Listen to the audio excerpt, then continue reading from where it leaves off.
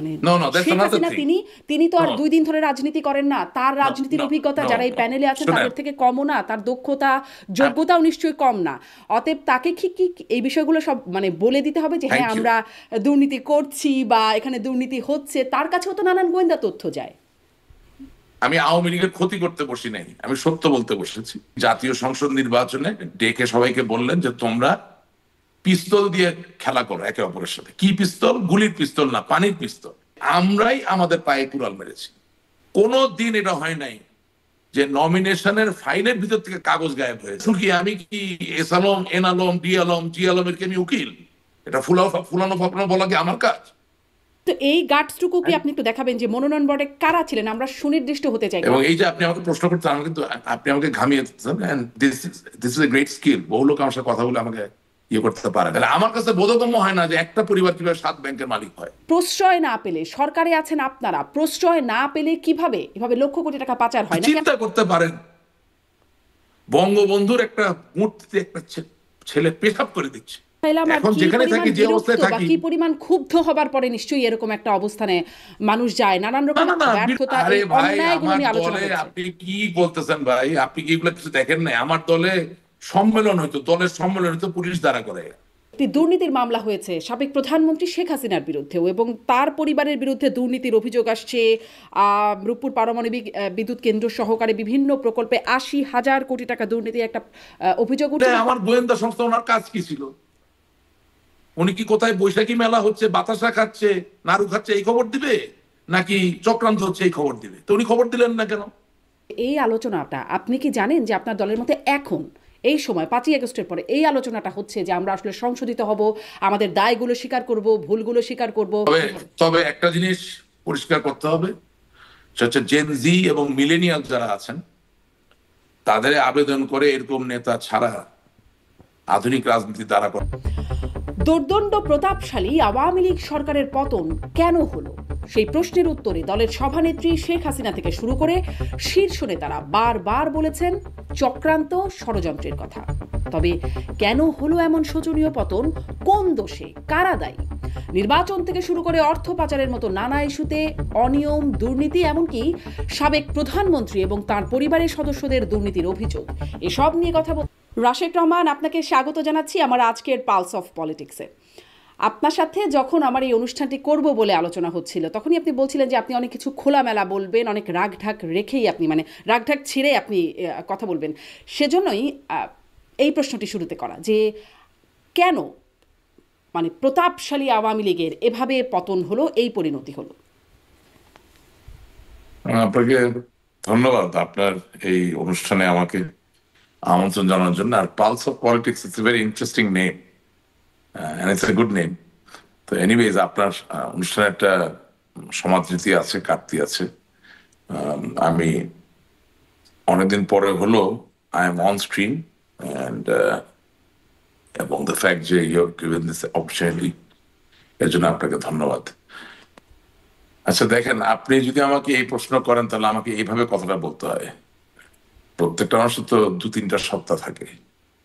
আপনি পরিবারে একরকম, রাজনীতিতে একরকম, আপনার বন্ধু বান্ধবের কাছে আবার আরেক রকম। তাহলে আমি যদি একেবারে স্ট্রিক্টলি রেজিমেন্টের জায়গা থেকে কথা বলি, তাহলে আপনার মতো আমাকেও প্রশ্ন করতে হয় যে আমরা তো সব ঠিকই চালাচ্ছিলাম, ঠিকই করছিলাম, তাহলে আমরা 5ই আগস্টের পরে নেই কেন?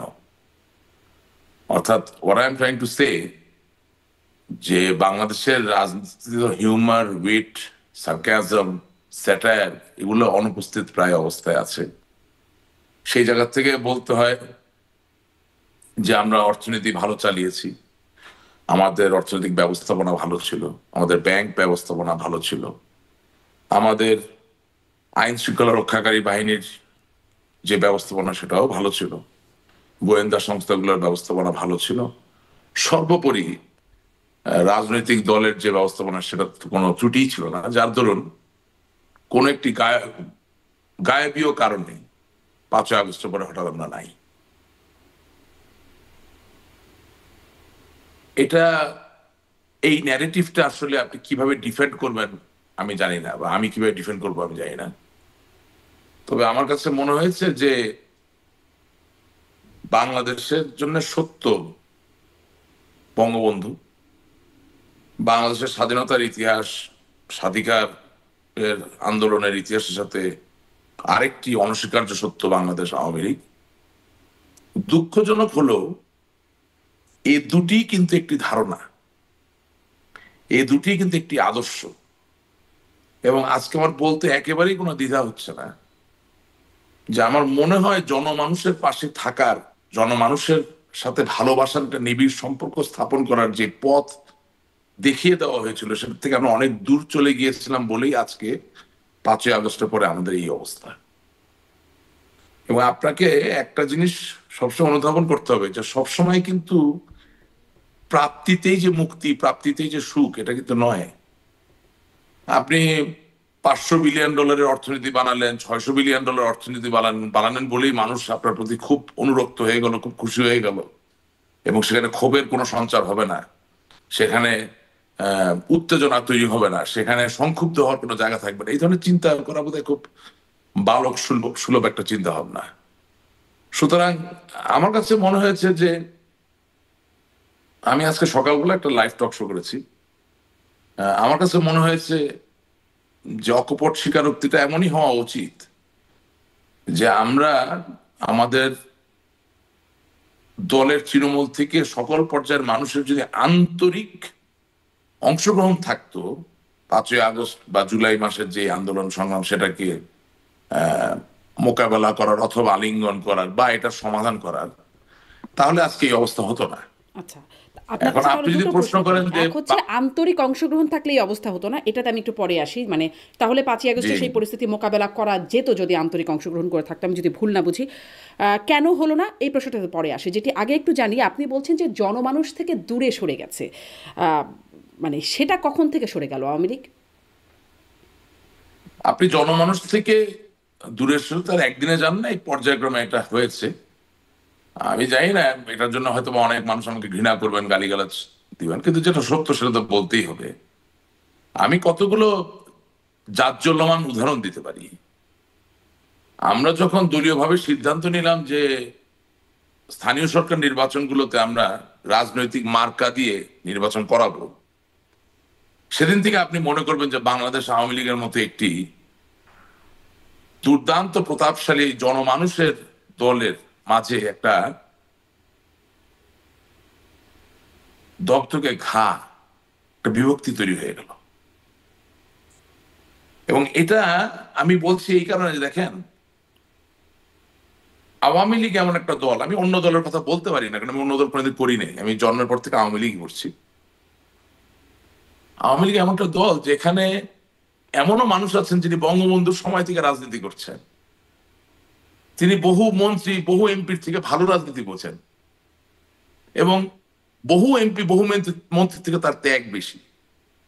আপনি এলাকায় গেলে তার পরিবারের প্রভাব প্রতিপত্তি দেখবেন অনেক মন্ত্রী এমপি থেকে কম না, কিন্তু তারা জনমানুষের সেবার জন্য যুগ যুগ ধরে স্থানীয় সরকারের চেয়ারম্যান নির্বাচন করেন, পৌরসভা চেয়ারম্যান নির্বাচন করেন, তারা উপজেলা চেয়ারম্যান হওয়ার চেষ্টা করেন, এটাই তাদের ধারা। সেই জায়গায় আপনি যখন নৌকা মার্কা দিয়ে স্থানীয় সরকার নির্বাচন করবেন বলে সিদ্ধান্ত নিলেন, তখন তো কেউ একজন পাবে আরেকজন পাবে না, একটা পরিস্থিতি তৈরি হলো।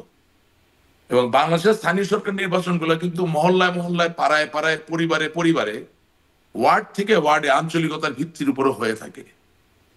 আপনি মানুষের একান্ত নিজস্ব একটা জিনিস এমন ভাবে রাজনৈতিক একটা ধারণা ঢোকানোর চেষ্টা করলেন, এটা ভুল না সঠিক সেটা নিয়ে বিতর্ক করা যাবে, কিন্তু আপনি কোনো রাজনৈতিক প্রস্তুতি ছাড়া, মানুষকে উজ্জীবিত না করে, মানুষকে মোটিভেট না করে, মানুষকে ওই জায়গার ওরিয়েন্টেশনে না এনে আপনি হঠাৎ করে যে সিদ্ধান্ত দিয়ে দিলেন, তাতে যেটা হয়েছে অন্য দলগুলোর জানা ক্ষতি হয়েছে, তার থেকে আওয়ামী লীগ অনেক বেশি ক্ষতিগ্রস্ত হয়েছে। পুরো টেকনাফ থেকে তেতুলিয়া প্রত্যেকটা এলাকায় এই এক ইউনিয়ন পরিষদ নির্বাচনকে ঘিরে দল ধীরা বিভক্ত ধ্বংস, মানে একটা দুর্বল অবস্থায় চলে গেল। এবং তার থেকেও বড় কথা, আপনি 300 জন এমপির আমল নামা বাছাই করে 300 জনকে নমিনেশন দিবেন সংসদ সদস্য নির্বাচন করার জন্য, এটা যত সহজ, বাংলাদেশের মতো একটি দুর্নীতিতে জর্জরিত দেশে সেখানে আপনি 5000-এর মতো ইউনিয়ন পরিষদ নির্বাচনে প্রায় 20,000 প্রার্থীকে যাচাই বাছাই করে কে আসলে নৌকা পাবেন এই সিদ্ধান্ত নিতে যাবেন, আর সেখানে দুর্নীতি হবে না, এটা তো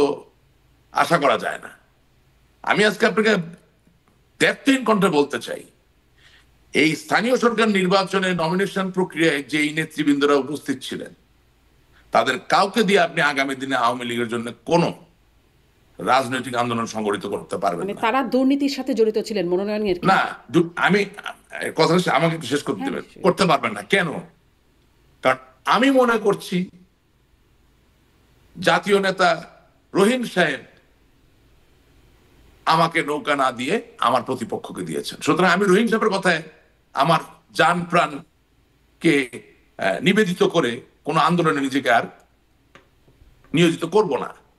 আমি ইউনিয়ন পর্যায়ের একজন নেতা, আমি আমার জমি জমা বিক্রি করে 50 লাখ 60 লাখ টাকা দিয়ে নমিনেশন কেনার চেষ্টা করে নমিনেশন তো পাই নাই, বরঞ্চ আমার টাকাটাও মার গেছে। আমি একজন আওয়ামী লীগের নেতা, দেখা যাচ্ছে যে আমি ইউনিয়ন পরিষদ নির্বাচনের চেয়ারম্যান ইলেকশন করার জন্য আমাকে যাইয়া আমার রাজনৈতিক দলের পিয়ন অফিস অ্যাসিস্ট্যান্ট তাকে দিয়ে ধর্ণা দিতে হচ্ছে। তো রাজনৈতিক কালচার এভাবে ক্রমান্বয়ে কিন্তু ধ্বংসপ্রাপ্ত হয়েছে। এবং হ্যাঁ, আমার কাছে তো আর অকাট্য কোনো প্রমাণ নাই যে দুর্নীতি হয়েছে কিনা, তবে perception is very important. Awami লীগের হাজার হাজার নেতা কর্মীরা তো একসরে বলে যে স্থানীয় সরকার নির্বাচনে যেদিন থেকে মার্কা দেওয়ার প্রচলন ঘটেছে সেদিন থেকে নমিনেশন বিক্রয় বা নমিনেশন সম্পর্কিত দুর্নীতিও দানা বেঁধে উঠেছে। সুতরাং আমি আজকে সত্যকে অস্বীকার করতে পারি। আমরা পরবর্তীতে শুনেছি রাশেক রহমান যে এই সিদ্ধান্তটি ভুল ছিল, মানে আওয়ামী লীগের পক্ষ থেকে বলা হয়েছে সিদ্ধান্ত ভুল ছিল স্থানীয় সরকার নির্বাচনে প্রতীক বরাদ্দ দেওয়াটা। কিন্তু আপনি যে বলছেন যে মনোনয়ন বাণিজ্যর যে জায়গাটি বা মোটা অঙ্কের টাকা নেওয়ার জায়গায় যারা নমিনেশন দেওয়ার জায়গায় ছিল, আপনি কি বলবেন তারা কারা? না, আমি আপনাকে যা বলেছি, আমি আওয়ামী লীগের ক্ষতি করতে বসি নাই, আমি সত্য বলতে বসেছি। আমি বলেছি স্থানীয় সরকার নির্বাচনে নমিনেশন বোর্ডে যারা ছিলেন তাদের কাউকে দিয়ে আপনি আর আগামী দিনে কোনো জাতীয় আন্দোলন সংগঠিত করতে পারবেন না। আপনি গণমাধ্যম কর্মী, নমিনেশন বোর্ডে কারা কখন কোন কোন সময় ছিলেন তথ্য বের করে প্রকাশ করে দেন, বা যারা এটা নিবিড়ভাবে চিন্তা করেন তারা দেখবেন, তারা জানবেন। আমি আপনাকে যে কথা বলছি সমস্যা আছে, মানে এটি বলতে আওয়ামী লীগের ক্ষতি নিশ্চয়ই করছেন না, কিন্তু এই সত্য বলাতেই আওয়ামী লীগ নিশ্চয়ই খুব খুশি হবে না। আমার কোনো ক্ষতির বিষয় না। At the end of the day আমি একটা রেজিমেন্টের দলের সদস্য। সুতরাং যেটা বলা প্রয়োজন, যেটা দিয়ে ডিসকোর্স তৈরি হবে, যেটা দিয়ে একটা প্রতিবাদের জায়গা তৈরি হতে পারে, যেটা দিয়ে একটা শুদ্ধিকরণের জায়গা তৈরি হতে পারে, সেটা আমি বলবো। এবং আপনিও যে আমাকে আমন্ত্রণ জানাচ্ছেন, আজকে তো শেষ না, আরো তো ডাকবেন আশা করি। সুতরাং today what I told you many people did not tell you, they don't have the guts to tell you.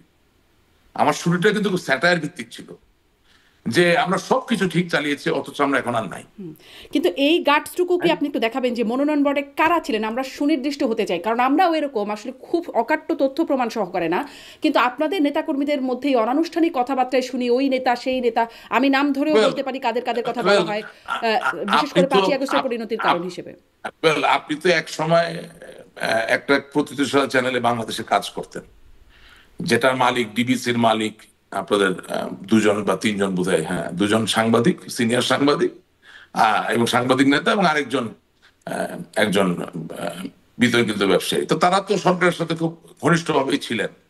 তো তখন তো আপনারা জানতেন যে কারা এই কাজগুলো করছেন। তো আপনি আমাকে জিজ্ঞেস করছেন কেন 5ই আগস্ট, আমরা আসলে জানতাম না। আসলে যেটা ভাবেন যে আসলে সব ব্যাপারের খবরগুলো সাংবাদিক আমাদের কাছে থাকে। আমি বলছি, ঠিক আমি বলছি আপনি আমাদের জানতে চেয়েছেন 5ই আগস্ট কেন হচ্ছে, আমি তো সেটা আগে বলবো, রাইট? আমি ওটাই বলার চেষ্টা করছি যে 5ই আগস্টের আগে এই যে ঘটনাগুলো ঘটে গেল, যেখানে বাংলাদেশের স্বাধীনতার একটা অনস্বীকার্য দল, সেই দলের মাঝে এরকম একটা ভ্রষ্টাচার চলছে, অথচ সাংবাদিক থেকে শুরু করে কেউ যাদের গণতান্ত্রিক কাঠামো বজায় রাখায়, গণতান্ত্রিক ধারাবাহিকতাকে সুসংগত করার ক্ষেত্রে অনস্বীকার্য ভূমিকা আছে, তারা কেউ তাদের ভূমিকা পালন করেন নাই। তারা কেউ নাকি জানেন না কি হচ্ছিল, কি হয়েছে। That's what I am pointing at. নামে যাবো, কিন্তু আমি আপনাকে বলতে চাচ্ছি যে আমি যেমন বলি নাই, আমি যেমন বলতে পারি নাই, ঠিক একইভাবে আপনিও কিন্তু বলেন নাই বা বলতে পারেন নাই। কারণ আপনার যারা সিনিয়র যারা ছিলেন, যাদের নির্দেশনায় আপনি একটা জায়গায় কাজ করতেন, তারা কিন্তু রেগুলার আমি দেখতাম গণভবন যাচ্ছেন আসছেন। আমরা যেতাম না রাশেক রহমান, এই জন্যই আমরা আপনাদেরকে পেলে প্রশ্ন করার সুযোগ পেয়েছি। আমি কি বলেছি শুনেননি আপনি? আপনি যাদের নির্দেশনায় চলতেন, আমি কথাটা বলেছি, আমি জানি আমি কি বলছি। আমি আমি ইরেসপন্সিবল কোনো কথা বলিনি, আমি আপনাকে পয়েন্ট করিনি। আমি বলতে চাচ্ছি আপনার যে টিভি চ্যানেল, সেই টিভি চ্যানেল মালিক পক্ষ দুজন সিনিয়র সাংবাদিক নেতা, তারা অন এ রেগুলার বেসিস খুবই ঘনিষ্ঠভাবে আওয়ামী লীগ সরকারের বিভিন্ন নেতৃবৃন্দ যারা এই নমিনেশন বাণিজ্যের সাথে যুক্ত ছিলেন তাদের সাথে সুনিবিড় সম্পর্ক রেখেছিলেন। ওনারা যেমন আপনাদেরকে দিয়ে বলাতে পারেননি, বলাতে চাননি, ঠিক একইভাবে আমিও বলতে পারিনি, এখনো বলতে পারছেন চাইনি। না। আপনি সেই দায় আমাকে দিতে পারেন। হ্যাঁ, এখনো সেটি পারবেন না। এটা গেল এক, এটা এখনো গেল সেটি এক। পারছেন না রাশিক দুই রহমান। নাম্বার, হ্যাঁ আছে আছে, দুই নাম্বার বলছি আপনাকে। দুই নাম্বার, আপনি এই স্থানীয় সরকার নির্বাচনে নমিনেশন প্রক্রিয়া শুরু করার পরে যখন এর ব্যাপ্তি আরো বাড়িয়ে দিলেন, মানে পৌরসভা থেকে শুরু করে একেবারে জেলা পরিষদ, উপজেলা নির্বাচন পর্যন্ত, তখন এই বিভক্তির জায়গাটা আরো গভীর হয়ে গেল। এবং সবশেষ কফিনে পেরেকটা আপনি মারলেন যখন আপনি একটি জাতীয় সংসদ নির্বাচনে ডেকে সবাইকে বললেন যে তোমরা পিস্তল দিয়ে খেলা করো একে অপরের সাথে। কি পিস্তল? গুলির পিস্তল না, পানির পিস্তল। তার মানে একজন নৌকা নিয়ে দাঁড়াও, আরেকজন অন্য কোনো মার্কা নিয়ে দাঁড়াও। যখন নিজ দলের ভিতরে সারা দেশে বিভিন্ন জায়গায় লোকজন দাঁড়িয়ে গেল, তখন যেটা হলো যে আওয়ামী লীগ ক্ষমতায় সত্য, কিন্তু ক্ষমতায় থাকার পরেও দেখা যাচ্ছে যেখানে নৌকা মার্কা জিতেছেন সেখানে নৌকা মার্কার লোক অন্য যে বিদ্রোহী প্রার্থী তার লোকদেরকে হামলা করছে, তার বিরুদ্ধে মামলা করছে, তাদেরকে নির্যাতন করছে, নিষ্পেষণ করছে। আবার যেখানে নৌকা মার্কা জিতে নাই, কিন্তু দেখা যাচ্ছে কেন্দ্রীয় রাজনীতির অনেকের বাতাসে বা প্রভাবে বা সুনজরের কারণে বা বিশেষ ব্যবস্থাপনার কারণে জিতে এসেছেন, তারা আবার জেতার পরে দেখা যাচ্ছে একেবারে বোনেফাইড আওয়ামী লীগের যে নেতা কর্মী তাদেরকে মামলা দিচ্ছেন, নিষ্পেষিত করছেন, নির্যাতিত করছেন। কোথাও কলেজের সভাপতি চেঞ্জ হচ্ছে, কোথাও স্কুলের সভাপতি চেঞ্জ হচ্ছে, কোথাও ফৌজদারি মামলা দায়ের করা হচ্ছে, কোথাও কারো দেখা যাচ্ছে টিসিবি ডিলারশিপ নিয়ে নেওয়া হচ্ছে, কোথাও কারো পানি, এমনকি সেচ করার পানির যে একটা অনুমতি, সেই সেচ যন্ত্র চালানোর অনুমতি কেড়ে নেওয়া হচ্ছে। আমি ছোট ছোট উদাহরণ আপনাকে দিচ্ছি। তো তার মানে যেটা হলো, আমি যেটা বলতে চাচ্ছি যে 5ই আগস্টের আন্দোলনের ন্যায্যতা বা ন্যায্যতায় যাওয়ার আগেও যেটা বলতে চাই, আবারও বলতে চাচ্ছি যে আমরাই আমাদের পায়ে কুড়াল মেরেছি। সাংগঠনিকভাবে আমরা আমাদেরকে এতটাই দুর্বল জায়গায় নিয়ে গিয়েছিলাম, এতটাই সংক্ষুব্ধ হওয়ার জায়গায় নিয়ে গিয়েছিলাম, যে আমি এখনো বলছি আপনাকে যে 5ই আগস্টের চলমান যে আন্দোলন, সেই আন্দোলনে কোনোদিনও বাংলাদেশ আওয়ামী লীগের এই ধরনের পতন হওয়ার কথা নয়। এই কারণেই কি সেই আপনি যেটি বলছিলেন যে আন্তরিকভাবে অংশগ্রহণ করে নাই, মোকাবেলা করা যায়নি, যার কারণে অন্যতম কারণ, এই কারণেই অন্যতম। আন্তরিকভাবে অংশগ্রহণ আমি না। শোনেন, আমি আমি আমি কিন্তু প্রথমে ভাগ করে নিয়েছি।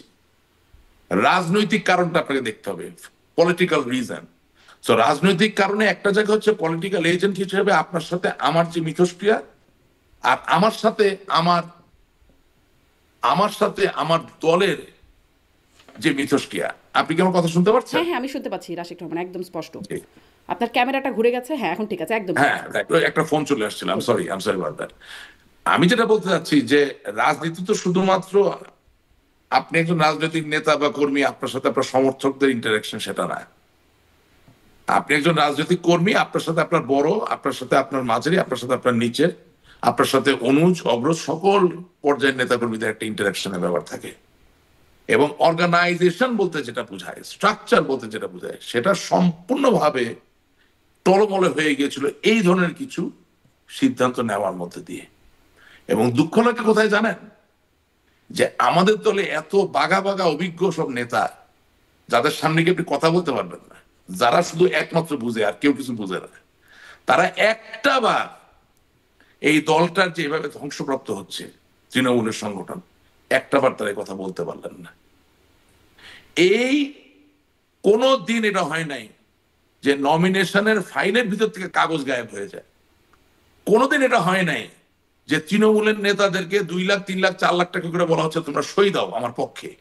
আপনি রাজনীতি রাখলেন, রাজনীতি থাকে, আপনি দেওয়ার রাজনীতি যদি প্রাপ্তির রাজনীতি করে ফেলেন জেনে শুনে, তাহলে যা হওয়ার তাই হয়েছে। এখন শিওর আমি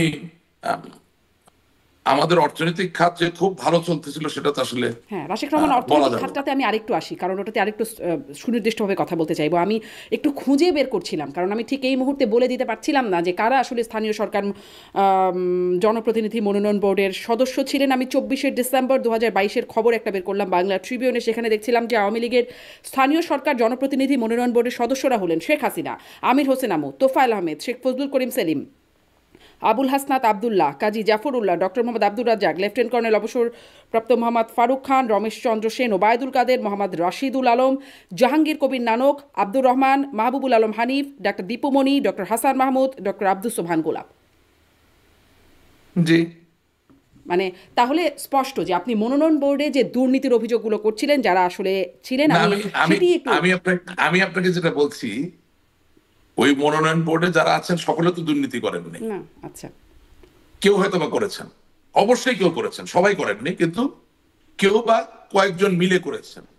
ওকে, এবং যেহেতু এই দায়ভার সকলের উপর নির্ভর পড়ে যাচ্ছে, সেহেতু তারা যদি এখন কোনো কিছু সংগঠিত করতে চায়, তাদের কথায় দেশে আর কোনো আন্দোলন সংগঠিত হবে না। কিন্তু কেউ বা এক বা দুজন করলে তো না, বাকিদের আপত্তি করবার কথা ছিল, তাই একটু না? আমাকে একটু কথা শেষ করতে দেন। বঙ্গবন্ধু কন্যা জননেত্রী শেখ হাসিনা আওয়ামী লীগের কোনো বিকল্প নাই। আওয়ামী লীগকে সুসংগঠিত হতে হলে, ঐক্যবদ্ধ হতে হলে ওনাকে লাগবে। কিন্তু what I am trying to tell you, এর পরে যারা আছেন, যতগুলো নাম আপনি বলছেন, এখানে স্পেসিফিক্যালি কে কত টাকা নিচ্ছেন, কে দুর্নীতি করছেন না করছেন, এটা আমি বলতে পারি না, একটা দায়িত্বজ্ঞানীর কথা বলতে, কিন্তু দুর্নীতি হয়েছে। এবং সেটা করার জন্য যে এই গবেষণা, যে অ্যানালিসিস প্রয়োজন, সেটা আওয়ামী লীগকে করতে হবে আগামী দিনের জন্য। আওয়ামী লীগকে নিজের পায়ে দাঁড়াতে হলে, পরিশুদ্ধ হতে হলে অবশ্যই ওই গবেষণাটা করেই আসতে হবে। নিশ্চয়ই, নিশ্চয়ই, একদম যে স্পষ্ট। ওই বোর্ডের রাশিদ কারা রহমান, আপনি কারা, বলছেন শেখ হাসিনার কোনো বিকল্প নাই, তারপরে যাদের নাম বলছি, কেউ কেউ বা তারা কয়েকজন মিলে হলেও মানে এই দুর্নীতির সাথে অবশ্যই ছিলেন, কিন্তু মানে এই 100%। বোর্ডের সভাপতি যিনি শেখ হাসিনা, তিনি জানবেন না বিষয়টা, এটা কি সম্ভব? না, তিনি জানলেন কি জানলেন না, সেই আলাপটা তো আমি কারো অন্তরে ঢুকে বলতে পারি না। না, না, এটা তো কিন্তু খুব আমি আমার স্বাভাবিক বক্তব্যে ব্যাপার একটা না?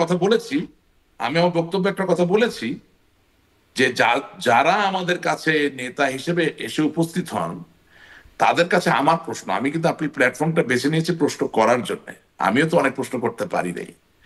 তাদের কাছে আমার প্রশ্ন যে ওনারা কি আমার নেত্রী বা আমাদের নেত্রীকে বলেছেন যে এতে দল ধ্বংস হয়ে যাচ্ছে? ওনারা তো আপনার টিভিতে আসে, কথা বলে, তো আপনি তাদেরকে জিজ্ঞাসা করেন না ডেকে নিয়ে যে ডিড দে সে সামথিং? আপনার এখানে মাটি মানুষের যারা নিজেদেরকে নেতা দাবি করে আসে, তাদেরকে আপনি প্রশ্ন করেন, বললেন, আমার কথা বললেন। আমার মতো আরো 100 লাখো হাজারো কর্মী আছে, তাদের এই প্রশ্ন, যে প্রশ্নটা হচ্ছে যে স্থানীয় পর্যায় থেকে শুরু করে যত্র বঙ্গবন্ধুর স্বাধীনতার যে মার্কা, নৌকা মার্কাটা দেওয়ার মাধ্যমে দল যে সাংগঠনিক ভাবে দুর্বল হয়ে গেল, এবং এখানে যে নির্বাচনী নমিনেশনের ক্ষেত্রে একটা দুর্নীতির জায়গা তৈরি হলো, এবং সেখানে প্রথিতযশা কিছু নেতা, মানে তথাকথিত বাঘা বাঘা নেতা, যারা এই দুর্নীতিতে অংশগ্রহণ করলেন, সেই ব্যাপারে তারা কি জননেত্রী শেখ হাসিনাকে অবগত করেছিলেন? কিন্তু যদি করে না থাকেন রাশেদ কেন রহমান, করলেন না? না, যদি করে না থাকেন তাহলে করলেন না কেন? আর যদি কেউ বলে বসে যে হ্যাঁ আমি করেছিলাম, তাকে আপনি জিজ্ঞাসা করতে পারবেন যে সেই জায়গায় নেত্রী কি বলেছিলেন। কিন্তু অবগত করতে হবে কেন? মানে এটি তো মানে no no, that's Sheikh another Hasina, thing. তিনি তিনি তো আর নো 2 দিন ধরে রাজনীতি করেন না। তার নো রাজনীতির নো অভিজ্ঞতা নো যারা এই নো, প্যানেলে আছেন শুনেন, তাদের থেকে কমও না, তার দক্ষতা, যোগ্যতাও নিশ্চয়ই কম না। অতএব তাকে কি এই বিষয়গুলো সব মানে বলে দিতে হবে যে হ্যাঁ থ্যাংক ইউ, আমরা দুর্নীতি করছি বা এখানে দুর্নীতি হচ্ছে? তার কাছেও তো নানান গোয়েন্দা তথ্য যায়। Thank you. আমি তো সেটাই বলছি যে কারো ব্যক্তিগত সক্ষমতার জায়গায় মতামত দেওয়ার জন্য আমি এখানে আসিনি। আমি এখানে কথা বলছি একটা এন্টায়ার সিস্টেম নিয়ে। আমার দলে ওয়ার্ড কমিটি আছে, ইউনিয়ন কমিটি আছে, উপজেলা কমিটি আছে, জেলা কমিটি আছে, সেন্ট্রাল কমিটি আছে, হ্যাঁ, প্রেসিডিয়াম আছে, সবকিছু মিলিয়েই তো একটা সিস্টেম। আপনি যে প্রশ্ন করতেছেন, এই প্রশ্ন অনেকে করে, কিন্তু আমাকে তো একটা ক্লাস নির্ভর দলের মাঝে থেকে তার রেজিমেন্টেশন মেনটেন করি আমার প্রশ্নগুলো করতে হবে। এবং সেই জায়গায় আপনি যদি আরো স্পেসিফিক হতে চান, সেই সহযোগিতাটা আপনাকে আমাদেরকে করতে হবে। সো আমি কিন্তু আপনাকে যথেষ্ট ammunition I have given you to go around and ask. আপনার বা আমি আজ পর্যন্ত 2000-এর উপর টকশো করছি, বিলিভ মি, আমি আজ পর্যন্ত আপনাদেরকে কোনোদিন কোনো ইউনিয়ন পর্যায়ে কোনো ত্যাগী নেতাকে নিয়ে টকশো করতে দেখিনি। গণতন্ত্র বাঁচাবেন কোথা থেকে, উদ্ধার করবেন কোথেকে? যেই লোকগুলোকে ছাড়া গণতন্ত্র হয় না তাদেরকে কোনোদিন you don't call them, because they don't look good enough. তাদেরকে দেখতে অত পরিমার্জিত মনে হয় না, অত ভদ্রলোক মনে হয় না, এই জন্য তাদেরকে ডাকা হয় না। এটা বাস্তবতা। তারা হয়তো সরাসরি একদম এখন স্টেশনে এসে কথা বলেন না, কিন্তু একদম কিন্তু আমাদের রিপোর্টাররা কিন্তু তাদের সাথে কথা বলেন। একদমই আনা হয় না, বিলিভ মি। আমি আপনাকে দায়িত্ব নিয়ে কথাটা বলছি। হ্যাঁ, আমিও দায়িত্ব নিয়েই বলছি যে আমরা যখন টেলিভিশনে ছিলাম বা ওই কাজটায় বসেছি, তখন আমাদের রিপোর্টাররা যেত তাদের সাথে কথা বলতেন। আমি আপনাকে একটা মজার কথা বলি, আজকে একটু মন খুলে কথা বলি। বলেন। 71 চ্যানেলে আমাকে স্থানীয় সরকারের উপরে কথা বলার জন্য নিয়ে যাওয়া হলো, ঠিক আছে? তো সাথে আবার একজন মুরব্বী মানুষ, তিনি সুধীজনদের একজন, উনি স্থানীয় সরকারের উপরে কথাবার্তা বলেন, ভালোই বলেন, অনেক সময় যুক্তিসঙ্গত কথা বলেন, জ্ঞানী মানুষ। তোফায়েল সাহেব, আপনি তো চেনেন, হলো। হ্যাঁ, তো আমি অনুষ্ঠানের মাঝখানে সঞ্চালককে জিজ্ঞাসা করলাম যে আচ্ছা, আমি স্থানীয় সরকারের কি, আর তোফায়েল সাহেব জীবনে কয়দিন স্থানীয় সরকারে কাটাইছেন? আপনি যে এই 45 মিনিট বা 50 মিনিট ব্যাপী টকশোটা আয়োজন করলেন, এখানে একজন সাবেক ইউনিয়ন পরিষদ চেয়ারম্যান, উপজেলা পরিষদ চেয়ারম্যান বা বর্তমান ইউনিয়ন পরিষদের সদস্য, চেয়ারম্যান অথবা উপজেলার চেয়ারম্যান কাউকে ডেকেছেন যে আপনি স্থানীয় সরকার নিয়ে সমাধান করতে চান? সো আমি আপনাকে যেটা বলতে চাচ্ছি যে আমি আপনাকে ফোরামগুলো দেখিয়ে দিচ্ছি, আমাকে একা দিয়ে তো আপনি সব সমস্যার সমাধান করবেন না। But what I am telling you, it is revolutionary. আমার মতো কেউ বলে না, আপনি ওটাকে কাজে লাগান। ইনস্টেড অফ আমাকে রিফিউট না করে what I am giving you সেটা আপনি কাজে লাগানোর চেষ্টা করেন। I volunteered. আমি আপনাকে বলেছি যে আমাদের হারানোর কিছু নাই। বাংলাদেশের জন্য সত্য 1971, বাংলাদেশের জন্য বাস্তবতা বঙ্গবন্ধু, বাংলাদেশের জন্য সত্য আওয়ামী লীগ, বাংলাদেশের জন্য সত্য স্বাধীনতার হাজার বছরের সংগ্রাম এই এবং স্বাধীনতা যুদ্ধ। সুতরাং একে কম্প্রোমাইজ হওয়ার ক্ষেত্রে যেসব জিনিস কোনো কন্ট্রিবিউট করেছে সেটা নিয়ে আমার কথা বলতে কোনোই লজ্জা বা কোনো সংকোচ নাই। আত্মসংকোচ করে লাভ নাই। মানে এই অ্যাপ্রোচটা নিশ্চয়ই যদি কাজে লাগানো যায় নিশ্চয়ই ভালো কিছু হবে। রাশেক রহমান, আপনি বলছিলেন আমরা ছিলাম, হ্যাঁ আপনি বলছিলেন, আমি একটু একটা প্রশ্ন করি, আপনি নিশ্চয়ই আপনার এই অংশটুকু শেষ করবেন এবং আমার প্রশ্নটুকু সাথে বলবেন যে আপনি বলছিলেন যে এই সময় মিডিয়াও বলতে পারে নাই বা জিজ্ঞাসা করে নাই, আপনারাও বলেন নাই, এখন আপনি অনেক কিছুই বলছেন, কিন্তু হারানোর এখন আর কিছু ভয় নাই। তখন কি হারানোর ভয় ছিল বলেও একটা রাগঢাক ছিল, মানে সবারই, যদি বলেন মিডিয়ারও, আপনাদেরও, আপনার নিজের? না, আমার যে ব্যাপারটা সেটা হচ্ছে যে আমি তো খুব ভোকাল একজন মানুষ ছিলাম দলের পক্ষে, এবং আওয়ামী লীগের একটা অন্যতম এজেন্ডাই ছিল আপনার বাংলাদেশকে স্বাধীনতা বিরোধী শক্তির হাত থেকে মুক্ত করা। এবং আমি এই কাজটাকে খুবই গুরুত্বের সহকারে নিয়েছিলাম, যার দরুন যেই জায়গায় হয়তো বা আমার বক্তব্য আরো বেশি আমি বলতে পারতাম সেটা আমি বলি না, এটা আমার ব্যর্থতা। I was more focused on a different level. কিন্তু আমি দেখলাম যে আসলে এটা কি হচ্ছে, মানে আমার দল যদি ঠিক না থাকে, দলের সাংগঠনিক যে কাঠামো সেটাই যদি দুর্বল হয়ে যায়, তাহলে তো আপনি 1971 সালে যারা শত্রু তাদের বিরুদ্ধেও যুদ্ধ করতে পারবেন না। যাদেরকে দিয়ে সাংস্কৃতিক বিপ্লব জোরালো করে বাংলাদেশের মানুষকে সত্যিকার অর্থে ধর্মনিরপেক্ষ এবং গণতন্ত্রমুখী রাখবেন, তাদের জন্য কাজ করতে পারবেন না। এবং যেটাকে আমরা বলি গুড গভর্নেন্স, সুশাসন, দুর্নীতিমুক্ত একটা আবহ, সেটাও আপনি তৈরি করতে পারবেন না। এখন আমার একার ভুল তো একা না, বহু লোকের ভুলের সমষ্টিক জায়গায় দাঁড়িয়ে তো আজকে আমরা এই জায়গায়। এই জন্য তো বললাম আমরা ছিলাম, আমরা নাই। কিন্তু আমাদেরকে যদি ফিরে আসতে হয় তাহলে অবশ্যই আমাদেরকে সঠিক ন্যারেটিভটা দাঁড়া করাতে হবে। এবং বঙ্গবন্ধু কন্যার পক্ষ থেকে কথা একটা তো আসার দরকার, হয়তোবা এটা আমি বয়সে তো ওনার সন্তান তুল্য, এই দেশের আমি একজন নাগরিক, সেই জায়গা থেকে বলতে চাই যে দেখেন, আপনি প্রধানমন্ত্রী থাকবেন, মধ্যমন্ত্রী থাকবেন না, আপনি বিরোধী নেত্রী থাকবেন, বিরোধী নেত্রী থাকবেন না, আপনি কোন দলের সভাপতি থাকবেন, থাকবেন না, আপনি জীবিত থাকবেন, জীবিত থাকবেন না, কুল্লু নাফসিন যায়কুতুল মউত, সবই তো বাস্তব সত্য। কিন্তু আপনি বঙ্গবন্ধুর কন্যা, এটা কিন্তু কেউ কোনোদিন পরিবর্তন করতে পারবে না। আপনি জাতির জনকের কন্যা। This cannot be changed. If that is the fact, তার একটা ন্যারেটিভ আসা দরকার যে আমার জন্য ক্ষমতা সবকিছু নয়। আমি বাংলার মানুষের পাশে ছিলাম, আছি, থাকবো। এবং ইয়েস, আওয়ামী লীগ বাংলার মানুষের, আমিও বাংলার মানুষের, সেখানে ভুল বোঝাবুঝি হতে পারে, কেউ অভিমান করতে পারে, কেউ রাগ করতে পারে, কেউ আমাকে শাসন করতে পারে, কেউ আমাকে প্রত্যাখ্যানও করতে পারে, কিন্তু আমি তো তোমাকে ছাড়া নই। কারণ আমি তোমার জন্যে, আমি ভুল করে থাকি আমার তুমি পরিত্যাগ করো না, আমি তোমার পাশে থাকতে চাই, আমি নিজেকে ইমপ্রুভ করতে চাই। আমি যদি সঠিক করে থাকি তুমি আমাকে ভুল বুঝো না, আমি তার সঠিকটা জন্য তো আগে বোঝাতে চাই। দায়টা স্বীকার করতে হবে, বা ভুল No, বা no, no, দোষ আমি সেটা তো আসছি, স্বীকার আমি করতে হবে। আসছি, আমি আসছি, ইয়েস আমি আসছি।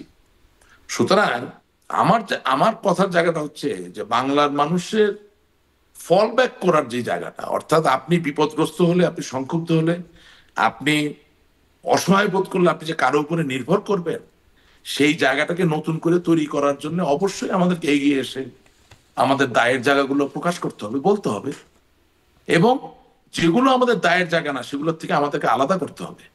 অর্থাৎ আপনি শারমিন 10 ব্যাংকের মালিক হয়েছেন, সেটার দায় ভাই তো আওয়ামী লীগ নেবে না, আওয়ামী লীগ তো ওই ব্যাংকের মালিক হয় নাই। আওয়ামী লীগকে আলাদা হতে হবে, আওয়ামী লীগকে বলতে হবে যে we have nothing to do with this, okay আসেন এটা বিচার করি, এটা তদন্ত করি, এটা বলতে পারতে হবে, তো অসুবিধা কোথায়? হ্যাঁ, এখানে একটু প্রশ্ন করি রাশেক রহমান, আমার আসলে মানে প্রশ্ন জমে যাচ্ছে অনেক, কথার সূত্রে অনেকগুলো প্রশ্ন, যেহেতু এখানে হ্যাঁ, হ্যাঁ, থামলাম, এখানেই জিজ্ঞাসা করি যে মানে আওয়ামী লীগের কোনো দোষ নাই, তাদেরকে ডিফেন্ড করার কিছু নেই, তাদেরকে ধরতে হবে, বিচার করতে হবে। কিন্তু আমি গত অনুষ্ঠানে, আমার একটি অনুষ্ঠানেই ছিলেন মোহাম্মদ এ আরাফাত, সাবেক তথ্য প্রতিমন্ত্রী, তিনি বলছিলেন, এই পাচার নিয়ে তার সাথে অনেক কথা হচ্ছিল, তিনি বলছিলেন, আমি এস আলম প্রসঙ্গে জিজ্ঞাসা করছিলাম, বলছিলেন ফুলিয়ে ফাঁপিয়ে আসলে এই বিষয়গুলোকে বলা হয়, এবং আমরা সবাই টাকা পাচার করেছি যারা আমরা দেশের বাইরে এসেছি, 2 টাকা 5 টাকা করে পাচার করে করে একটা অনেক বড় অঙ্কের, সেভাবেই 1 লক্ষ 2 লক্ষ কোটি টাকা, মানে লক্ষ লক্ষ কোটি টাকা পাচার হয়ে যাচ্ছে। মানে আপনি যেটা বলছিলেন যে তাদেরকে আলাদা করতে হবে, প্রশ্রয় না পেলে, সরকারে আছেন আপনারা, প্রশ্রয় না পেলে কিভাবে এভাবে লক্ষ কোটি টাকা পাচার হয়? নাকি আপনারা এটা মানতেই রাজি না যে পাচার হয়েছে এত টাকা, যেটি মোহাম্মদ আরাফাত বলছিলেন? আচ্ছা, আপনি আপনি কি বললেন যে বিদেশে যারা অভিবাসন করেছে তারা টাকা পাচার করেছে, এরকম কোনো কথা বলেছেন? হ্যাঁ, হ্যাঁ, হ্যাঁ, কথাটা কি বললেন? আমরা 2 4 5 টাকা করে পাচার করতে করতে, মানে বলছিলেন, উনি বলছেন আমি নিজেও পাচার করেছি, যেহেতু আমি বিদেশে থাকি, হয়তো 2 টাকা পাচার হলেও করেছি, সেরকম উনি অভিযোগ দিচ্ছিলেন, 2 4 5 টাকা করে পাচার করতে করতে এরকম অনেক টাকা পাচার হয়েছে। আচ্ছা শুনেন, আপনি আমার কথাগুলো একটু শুনেন, আপনি আশা করি ইন্টারাপ্ট করবেন না, এটা খুব সেন্সিটিভ একটা ইস্যু, তো আমি একটু আমার মতো করে বলি। হ্যাঁ, আপনি একজন উচ্চ শিক্ষিত মানুষ, একজন দক্ষ মানুষ, আপনার জীবনে অনেক অ্যাকমপ্লিশমেন্ট আছে, আমি ব্যক্তিগতভাবে কিন্তু আই এম ইয়োর ফ্যান, এবং হাজারো মানুষ আপনার ফ্যান আছে, you do a wonderful job. এবং এই যে আপনি আমাকে প্রশ্ন করতে, আমি কিন্তু, আপনি আমাকে ঘামিয়ে দিচ্ছেন, this is a great skill, বহু লোক আমার সাথে কথা বলে আমাকে ইয়ে করতে পারে না, সেই জায়গা থেকে বলতেছি, আপনার জার্নালিস্টিক স্কিল ব্যবহার করে যদি এখন ধরেন আপনি কানাডায় একটা ইমিগ্রেশন করার সুযোগ পান, অভিবাসনের সুযোগ পান, বা মার্কিন যুক্তরাষ্ট্রে যদি আপনি সুযোগ পান, আমি বলছি কথা কথা, এবং আপনি চলে গেলেন, তাই না? তো এটা তো পাপ না, আপনি আমেরিকা চলে গেলেন। আচ্ছা, তো এখন বছরে আমার বাংলাদেশ ব্যাংকের নীতি হচ্ছে $12,000 বেশি আপনি নিতে পারবেন না, এটা নীতি নিয়ম। অবশ্যই $12,001 নিলেও কিন্তু আপনি আইনের চোখে কাগজে কলমে দোষী হয়ে গেলেন, সেই জায়গায় তো আরাফাত সাহেব নিশ্চয়ই হয়তো বা সঠিক। কিন্তু ভাই, আপনার বাবা মা আপনাকে সম্পদ দিয়ে গেছেন, আপনি তো আর বাংলাদেশে থাকবেন না, you have already left Bangladesh. এটা খুবই প্রাকৃতিক এবং খুব স্বাভাবিক যে আপনি আপনার সহায় সম্পদ বিক্রি করে এই অর্থ বাইরে নিয়ে যাবেন। এটা তত্ত্বগতভাবে অপরাধ হলেও পলিটিক্যালি কি আমি আপনাকে মানি লন্ডারের বলতে পারি? আমি কি আপনাকে অর্থ পাচারকারী বলতে পারি? অনেকের ভাই বোন আছে 40 বছর ধরে আমেরিকায় থাকে, ওখানে প্রকৌশল হিসেবে চাকরি বাকরি করছে, সে হয়তো দেশে আর ফিরবেই না। তো তাইলে তার বাবা মা তাকে যে সম্পদ দিয়ে গেল, এগুলো উদাহরণ দিচ্ছি, সেই সম্পদের উপরে তো ওই ভাই বা বোনের যে অন্য সন্তানরা আসছে ভবিষ্যৎ প্রজন্ম, তাদের অধিকার আছে। সুতরাং এটা লিকুইডেট হবে, এখান থেকে অর্থ ওখানে চলে যাবে, এটা স্বাভাবিক। কাগজে আপনি তারা সাজা দিতে পারেন, তর্ক বিতর্ক করার জন্য তাকেও আপনি অন্যতম একজন অর্থ পাচারকারী বলতে পারেন, কিন্তু পলিটিক্যালি এবং নৈতিকভাবে কি সে আসলে পাচারকারী? একদমই না। তাইলে আমার জায়গাটা তো সহজ, আপনি S Alam, D Alam, Z Alam, N Alam কত টাকা পাচার করছে, আমি তো অ্যাকাউন্টেন্ট না, সেটা আমি হিসাব করতে যাব না, কিন্তু আমি আওয়ামী লীগ একজন কর্মী হিসেবে বলবো উনি অর্থ পাচারকারী হলেন, বিচার করতে হবে। এই জায়গাটা কেন বলতে পারবো না? এটা কেন বলতে পারবো না? ফুলিয়ে ফাঁপিয়ে না শুকিয়ে আমি কি S Alam, N Alam, D Alam, G আলমের কি আমি উকিল? এটা ফুলানো ফাঁপানো বলা কি আমার কাজ? ইফ সামবডি ইজ এ পারপিট্রেটর, তার বিচার হবে, তার সাজা হবে, এটা বলতে পারেই তো একজন রাজনৈতিক কর্মী বা নেতার সত্যিকার শক্তি। কিন্তু সেই বিচার আর হবে, সাজা হবে জায়গায় আমরা দেখেছি না, তদন্ত আমি থামিয়ে কি দেওয়া হয়েছে, আমি অনুসন্ধান। কি আওয়ামী লীগ হওয়ার, না আচ্ছা ওটা যাচ্ছি, আপনি সব পাবেন ভাই, আপনি একটু ধৈর্য ধরতে হবে। ধরছি।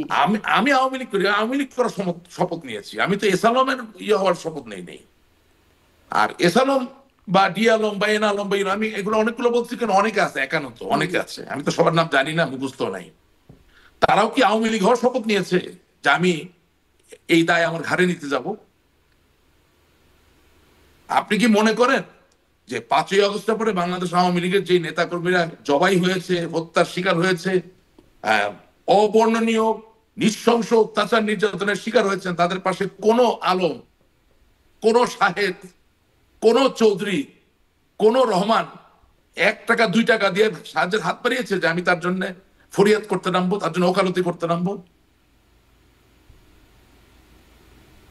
এমনকি যে শত শত উল্লেখযোগ্য নেতারা আজকে বিপদগ্রস্ত অবস্থায় আছেন, বাংলাদেশের বাইরে, বাংলাদেশের ভিতরে, বিভিন্ন জায়গায়, তাদেরকেও সহযোগিতা করার জন্য তাদের কি কোনো কি আছে যে আমি তার ওকালতি নিচ্ছি? This is absurd, this is absolutely absurd. এটা হতে পারে না। আওয়ামী লীগ একটি স্বতন্ত্র ধারা, একটি অদমনীয় ধারা। আওয়ামী লীগ 70 বছরের উপর সময় ধরে বাংলাদেশের মানুষের পাশে দাঁড়িয়ে আছে সংগ্রামে, আন্দোলনে, প্রত্যেকটা মুহূর্তে। আমি কোন শিল্প গোষ্ঠীর দ্বারা এতই মোহিত হয়ে যাব যে আমি নিজেকে আলাদা করতে পারবো না। নো, টাইম ইনমেমোরিয়াল উই স্ট্যান্ড টল। এই ওকালতি বা এই মোহিত হয়ে যাওয়া, আপনার কথাগুলো ধার করি। Party of Bangabandhu Sheikh Mujibur Rahman. জি, রাশেক রহমান, আপনার কথাগুলো একটু ধার করি। ওকালতি বা এই মোহিত হয়ে যাওয়া, এগুলোর কি কারণ থাকতে পারে? সেখানেও কি কোনো ভাগাভাগি? এমনিতে তো আমি কারো কথা মোহিত হব না। আমি তো জানি না কেন ওকালতি করতে হবে। I cannot answer this question. All I can do is I can protest. আপনি আমাকে বললেন, আমি শুনে বললাম যেটা কেমন কথা, আমি কেন তার দায়? নিশ্চয়ই আপনি এটা বলতে পারেন যে মানে এরকম বিশাল অঙ্কের টাকা, 2 টাকা 5 টাকা না হয় চলে গেল, সেটা আপনারা দেখতে পেলেন না। বিশাল অঙ্কের টাকা যখন বেরিয়ে যাচ্ছে, সেটি আসলে সরকারের চোখের আড়ালে চলে যাচ্ছে, কেউ জানছে না, এমনটি তো নিশ্চয়ই না। শুনেন, আরেকটা কথা বলতে ভুলে গেছিলাম। বলেন। আপনি যখন বিদেশে অবস্থান করেন, আপনি তো আপনার অধিকারের সম্পদকে বিক্রি করে টাকা বাইরে নিয়ে যাচ্ছেন। যিনি আপনার অনাত্মীয়, অর্থাৎ বাংলাদেশ ব্যাংক, তিনি আপনার উপর একটা আইন দিয়েছেন যে এত বেশি নিলে এটা অর্থ পাচার হয়। এই তো আইনে আপনি দোষী, কিন্তু অধিকারে তো দোষী নয়। ওটা তো আপনার সম্পদ, আপনার বাবা মার সম্পদ, আপনার সম্পদ, রাইট? তো যারা নিজেরও সম্পদ না, অন্য মানুষের সম্পদকে নিজে মনে করে বাইরে নিয়ে যাচ্ছে, তার সাথে কি আপনার আর তার তুলনা হয়? কোনোভাবেই না। So I don't understand this. এবং তার থেকে বড় কথা কি, আমি আপনাকে ছোট একটা সিচুয়েশন ডিসক্রাইব করি। 1990-এর দশকে যখন মাইক্রোসফট বিল গেটস এর নেতৃত্বে, তিনি তখন সিইও, যখন একটা একটা করে ছোট ছোট সফটওয়্যার ডেভেলপমেন্ট কোম্পানিকে কিনে ফেলতেছেন, অর্থাৎ যেই কিছু ডেভেলপ করে তারই তিনি কিনে ফেলে, তখন মার্কিন যুক্তরাষ্ট্রের অ্যান্টি ট্রাস্ট মার্জার ল নামে একটা আইনের অধীনে সুপ্রিম কোর্ট থেকে বিল গেটসকে এবং মাইক্রোসফটকে কোর্টে সমন করা হয়েছে। সমন করে মাইক্রোসফটকে 2 ভাগে ভাগ করে দেওয়া হয়েছে এবং বিল গেটসকে সিইওর পদ ছেড়ে দিয়ে মাইক্রোসফটের চিফ আর্কিটেক্ট হতে হয়েছিল। তার মানে হচ্ছে যে কোনো একজন ব্যক্তির কাছে এত বেশি সম্পদ থাকতে পারে না যেটা দিয়ে মনোপলি তৈরি হবে। তো আমেরিকার মতো ফ্রি মার্কেট ইকোনমিতে যদি মাইক্রোসফটের মতো কোম্পানিকে 2 ভাগে ভাগ করা হয়, তাহলে আমার কাছে বোধগম্য হয় না যে একটা পরিবার কিভাবে 7 ব্যাংকের মালিক হয়। আমার কাছে বোধগম্য হয় না কিভাবে একটা ব্যক্তি 7 ব্যাংকের মালিক হয়, 4 ফিনান্সিয়াল ইনস্টিটিউশনের মালিক হয়। এটি কি বোধগম্য হয় আপনার কাছে? কার বা কাদের সহায়তায় তিনি এটি আসলে এটি করে ফেলতে পারেন এবং ফেলে এটার না, এটা শুনেন, এটা কার না, এটা কাদের। শব্দটা কার না, কারণ এত বড় কর্মযোগ্য একজনকে দিয়ে হাসিল করা সম্ভব নয়। It's a syndicate. কাদের? সো আমি আপনাকে কথাগুলো বলছি এই কারণে যে আপনি যখন ভবিষ্যতে আরো অনেককেই ডাকবেন, অনেক কথাই বলবেন, আমাদের এই জায়গা থেকে জিজ্ঞেস করেন না তাদেরকে প্রশ্নগুলোকে, ফোকাস করে প্রশ্ন করেন, প্রশ্নের উত্তর দিতে পারবে কি পারবে না দেখেন। আমি কত টাকা পাচার হইলো এটা হিসাব করার জন্য আমি মোমবাতি জ্বালা হিসাব করতে বসছি। আমি যে রাজনৈতিক কর্মী, আমি মানুষের মনের কথা বুঝবো। আমার এলাকার মানুষ যদি মনে করে যে হ্যাঁ সত্যি টাকা পাচার হচ্ছে, সেটা পাশে আমাকে দাঁড়াতে হবে, এটাই বাস্তবতা। আমি কি প্রতিনিয়ত আমার দেশের জনগণের সাথে ঝগড়া করবো নাকি? আমি আপনাকে কি বললাম যে আজকে আজকে যদি আমরা বলি যে আমাদের ক্ষমতা মূল বিষয় নয়, আমরা বাংলার মানুষের পাশে ছিলাম, আছি, থাকবো। আপনি যতই মারেন যতই কাটেন আমি আপনার। আমি বললাম কালকের থেকে বাতাস চেঞ্জ হওয়া শুরু করবে।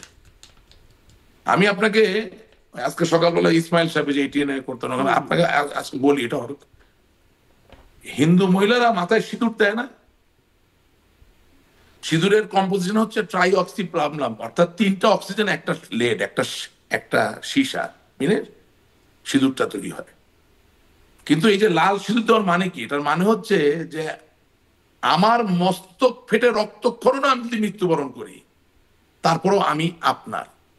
অর্থাৎ একজন স্ত্রী তার স্বামীর কাছে তার এটা প্লেজ। এটা হচ্ছে সিঁদুরের মানে। আপনি জানতেন কি জিনিসটা? না।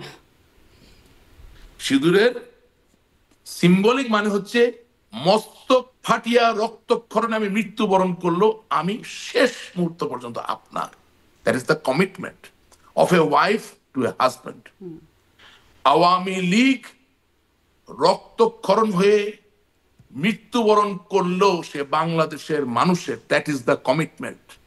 আপনি কালকে এই কমিটমেন্টের কথা বলেন, from day after tomorrow situation will be different. Rashek Rahman, এরকম অনেক কমিটমেন্টের কথা আমরা শুনেছি, কিন্তু সমস্যাটা হয় কমিটমেন্ট ভেঙে যায়, এবং সেটা আপনারা বা রাজনৈতিক দলের নেতাকর্মীরা স্বীকারও করেন না। এখন আপনি অনেকটাই যদিও বলছেন যে সেই বিষয়টা হচ্ছে ছিলাম আছি থাকবো, ছিলেন তো, থাকার ফলেই তো এই সমস্যাটা হয়েছে, তাই না? আপনারা থাকতে থাকতেই এত টাকা পাচার হয়েছে, আপনারা নির্বাচন ব্যবস্থার এই হাল হয়েছে। আমার কাছে মনে হচ্ছে একটু আপনি বোধহয় ভুল করলেন বা অন্যায় করলেন, কারণ আমার মনে আছে ডিবিসিতে আপনি আমাকে স্থানীয় সরকার নির্বাচনের উপর ডেকেছেন, প্রোগ্রামগুলো আছে, শুনে দেখবেন। তখন আমি একদম এই একই কথাগুলো বলেছি, কিন্তু তখন আমার এই কথাগুলো অনেক কথার পর ছাপিয়ে গিয়েছে। আপনি টাকা পাচারের কথা বলছেন, বাংলাদেশ ব্যাংকের সাবেক গভর্নর ডক্টর ফরাসউদ্দিন আওয়ামী লীগ ক্ষমতায় থাকা অবস্থায় যখন বললেন যে এই দেশে 10,000 টাকা ঋণ নিয়ে একজন কৃষক জেলে যায় আর 10,000 কোটি টাকা পাচার করে সে কোনো খুবই ক্ষমতাধর ব্যক্তি বা ক্ষমতাধর ব্যক্তির বাসায় যাওয়া আসা করে, আমি নিজে হয় ডিবিসি বা সময় আমার মনে আছে পরিষ্কার ভাবে, তিনি আমার শিক্ষক, আমি তাকে সম্পূর্ণভাবে সমর্থন দিয়েছি। Please don't compare me with others, I know what I am talking about. আমি গতকালকে সাদা আজকে লাল, আপনাকে নিশ্চয়ই কালকে হলুদ সবুজ না। আপনারা যখন একটা দলের সদস্য, একটা দলকে রিপ্রেজেন্ট আপনারা করেন না, আমি দলের একজন কর্মী, সরকারের, আমি দলের একজন কর্মী, নিশ্চয়ই হ্যাঁ আমি দলের একজন কর্মী। আমার দায়িত্ব আমার দ্বারা কোনো মানুষের অনিষ্ট না হওয়া, সেটা আমি করার সর্বাত্মক চেষ্টা করেছি। কোন লোক যদি আপনার অনুষ্ঠানে এসে বলতে পারে যে রাশেক রহমান রাজনৈতিক ক্ষমতা নিয়ে আমাদের উপরে এই অন্যায় করেছে, আমি সেই দায়ভার মেনে নিব। সেটা পারবে না, আমি জানি, আমার বিবেকের জায়গায় পরিষ্কার। অবশ্য টুকটাক কিছু অভিযোগ আপনার বিরুদ্ধে দেখেছি Rashek Rahman. So so so আমার কথা হচ্ছে যে আমি তো সামষ্টিক দায়টা না নিয়ে আমার ব্যক্তি জায়গা থেকে যে জায়গাগুলো মনে হয়েছে ক্ষতি হয়েছে সেটা আমি বলছি আপনাকে, যেটা অনেকে বলেননি। এই যেমন স্থানীয় সরকার পর্যায়ে নমিনেশন দেওয়া, নমিনেশনের নিয়ে দুর্নীতি, অনিয়ম, বাণিজ্যের কথাটা আপনাকে আমি বললাম, রাইট? এই যে ধরেন ব্যাংকের এসএলএম এর কথাটা বললাম, হ্যাঁ, আমি জিনিসগুলোকে একটা পার্সপেক্টিভে ফেলার চেষ্টা করছি। এখন এইটার আরো বড় অ্যানালিসিস, আরো বড় সম্প্রসারণ, শিওর এটা আরো সময় লাগবে। এবং আমি একা বলে গেলাম, আমার বিপক্ষে বলার কেউ নাই এই বিষয়ে, সেটাও তো ফেয়ার হয় না। বরঞ্চ আমি তো মনে করি যে আপনি যখন ওই শ্বেতপত্রের সূত্র ধরে S Alam, D Alam, N Alam, P আলমের যখন অর্থ পাচারের কথা বলেন, আই রাদার ফিল যে যারা এটাকে ডিফেন্ড করবেন, যারা এটার পক্ষে কথা বলবেন, তারা যেমন থাকবেন, যারা এই শ্বেতপত্র দিচ্ছেন তাদের ওখানে থাকার দরকার ছিল। এখন আমি একা তো দুই পক্ষের কথা বলতে পারবো না। না, দুই পক্ষের কথা আমি একা অন্যের কথা বলতে শুধুমাত্র আপনাদের জানার বাস্তবতা, আপনারা কতটুকু জানেন, কতটুকু দেখেছেন, সেই বাস্তবতা যদি জানতে পারি। আপনি তো দেখতে পাচ্ছেন আমি কতটুকু জানি, সেই বাস্তবতার কথাই জানতে চাই। এবং আপনি যেটি বলছেন, যে অ্যানালাইসিসটা হওয়া দরকার, আপনি কি বোধ করেন যে আপনার দলে এই মানে এই ভুল, এই ব্যর্থতা, এই অন্যায়গুলো নিয়ে আলোচনা হচ্ছে? আপনি কি বলতেছেন ভাই? আপনি কি এগুলো কিছু দেখেন না? আমার দলে সম্মেলন হইতো, দলের সম্মেলন হইতো পুলিশ দ্বারা করে। আমার দলের বর্ধিত সভা হয়তো পুলিশ দ্বারা করে। কিছু জানেন না? কিছুই কি আপনার সাংবাদিকরা আপনাকে বলে নাই? এটা তো হয়েছে, এটা তো হয়ে এসেছে। তাহলে এটা যদি হয়েছে তা আপনি ওই প্রশ্নগুলো জিজ্ঞাসা করেন না কেন? আমি তো দলের কোনো এক্সিকিউটিভ কোনো পদ ধারণ করি না, আমি একজন সদস্য। শিওর, আমি নৌকা মার্কা পাইছি, আমি নিজেকে গর্বিত বোধ করি, সৌভাগ্যবান বোধ করি। জননেত্রী শেখ হাসিনা আমাকে অন্যান্য নমিনেশন বোর্ড নিয়ে নৌকা দিচ্ছেন, ভেরি গুড। 4 অগস্ট আমার 2টো বাড়ি আগুন ধরিয়ে দিয়েছে জামাত শিবির এবং আমার বিরোধী যারা তারা। কিন্তু 7ই জানুয়ারি নির্বাচনে যাকে বিভিন্ন কলা কৌশল করে পিছন থেকে বাতাস দিয়ে জিতানো হইল, আওয়ামী লীগের ভিতর থেকে প্রতিষ্ঠা কিছু নেতারা যাকে জিতালেন, তার বাড়িতে কিন্তু একটা ইটের পড়ে নেই, আগুন ধরায় নেই। কারণটা কি? কারণ হচ্ছে আপনি যখন নিজেরা খেলতেছেন, জামাতের খুবই যা দেখলাম যে খুব কৌশলী একটা দল। আওয়ামী লীগের ভিতরে যখন কোনো সংঘাত তৈরি হচ্ছে, তারা একটা অংশকে বেছে নিচ্ছে এবং এটা এখন জামাতি অংশ হয়ে গেছে। তা আপনি এগুলো ঠিক না করে কিভাবে সামনে আগাবেন, এটাও তো কোনোদিন আপনার এখানে এসে কেউ বলে নেই। তার মানে কি রাশিদ রহমান, আপনি যা বললেন, আমি যদি আরেকটু স্পষ্ট হয়ে আরেকবার বলি, দেখেন আমি মানে বুঝলাম কিনা, যে মানে এই আন্দোলনে যারা আন্দোলনের মধ্যে ছিল তারা আওয়ামী লীগেরও একটা অংশ এর মধ্যে ছিল। আমি সেটা বলিনি, আমি বলেছি যে আমরা নিজেরা যুদ্ধ করার যে খেলা খেলেছি, সেই খেলায় জামাত এবং বিএনপি খুব বুদ্ধিমানের কিছু কাজ করেছে। তারা একেবারেই প্রত্যেকটা এলাকায় একটা করে পক্ষকে সমর্থন দিয়েছে নিজেরা বেঁচে থাকার জন্য, এবং সেই পক্ষকে দিয়ে আরেক পক্ষের সাথে যুদ্ধে বা সংঘাতে লিপ্ত করে রেখেছে, যেখানে দল সাংগঠনিকভাবে দুর্বল হয়েছে এবং আমরা কোনো ব্যবস্থা নেই, আমরা কারোর সাথে কোনো সংগতি করাই নেই, মিল মহব্বত ইচ্ছা করে আমরা বাতাস দিচ্ছি আমাদের নিজেদের অর্থনৈতিক কারণে, টাকা পয়সা আয় ইনকামের জন্য, স্বার্থ সিদ্ধির জন্য, এবং সেটার ফলাফল হচ্ছে আজকে। এটাই বাস্তবতা। এবং আপনি মনে রাখবেন যে 7ই জানুয়ারি নির্বাচনের আগে ডিসি অফিসে গিয়ে আমি পরিষ্কার ভাবে সময় টিভি সহ 71 টিভি সহ আপনার টিভি চ্যানেলও ছিল, প্রত্যেক জায়গায় একেবারে লাইভে বলেছি যে আমরা জামাত বিএনপির ফাঁদে পা দিলাম এবং এর ফলাফল খুবই খারাপ হবে।